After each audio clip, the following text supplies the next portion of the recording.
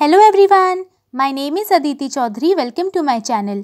अक्सर हमें अपनी डेली लाइफ में ऐसे सेंटेंसेस बोलने की ज़रूरत पड़ती है जैसे तुम्हें तो बस अपनी पड़ी है, उससे तो बस खाने की पड़ी है, मुझे तो बस घर जाने की पड़ी है, उससे तो बस पैसों की पड़ी थी।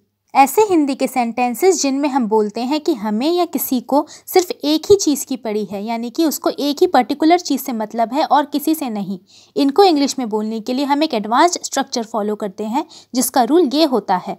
इसके रूल में सबसे पहले ऑल आता है, ऑल के बाद सब्जेक्ट आता है, सब्जेक्ट के बाद केयर अबाउट आता है, केयर अबाउट के बाद इज़ या वॉज में से कोई एक आता है। अगर प्रेजेंट टेंस का सेंटेंस है तो इज़ आएगा और अगर पास्ट टेंस का सेंटेंस है तो वॉज आएगा।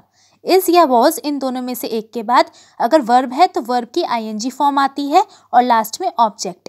इसमें जो ये केयर है ये मेन वर्ब की तरह यूज़ हो रहा है जो कि सब्जेक्ट और टेंस के अकॉर्डिंग चेंज भी हो सकता है। जैसे कि अगर हमारा सब्जेक्ट प्लूरल है तो केयर आएगा और अगर हमारा सब्जेक्ट सिंगुलर है तो केयर्स आएगा।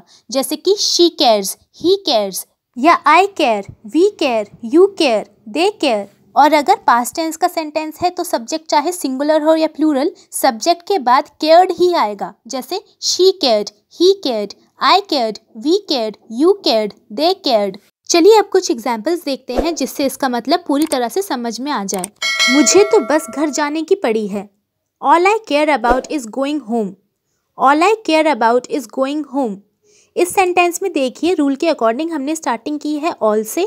ऑल के बाद सब्जेक्ट आ गया है जो कि इस सेंटेंस में है आई के बाद केयर अबाउट आया है।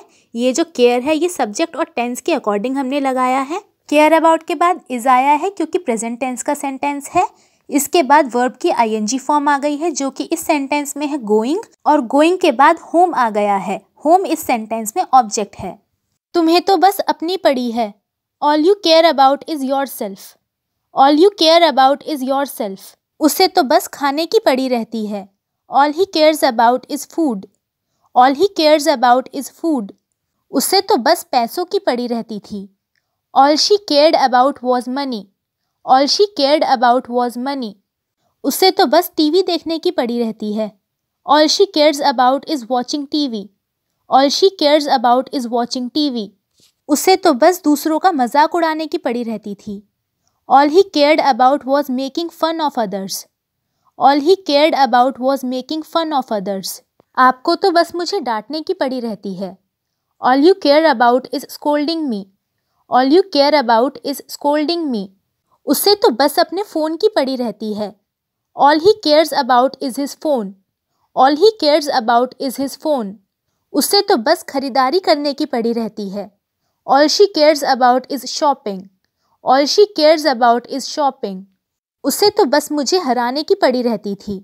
All he cared about was defeating me. All he cared about was defeating me. अब एक सेंटेंस आपके लिए, तुम्हें तो बस फिल्म देखने की पड़ी रहती है। इस सेंटेंस को हम इंग्लिश में कैसे बनाएंगे ये आप मुझे कमेंट करके बताइए। आज की वीडियो में इतना ही।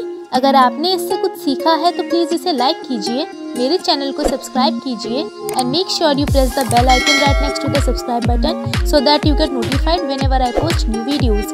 अब हम मिलेंगे नई वीडियो में एक नए लेसन के साथ। तब तक के लिए टेक केयर, बाय बाय।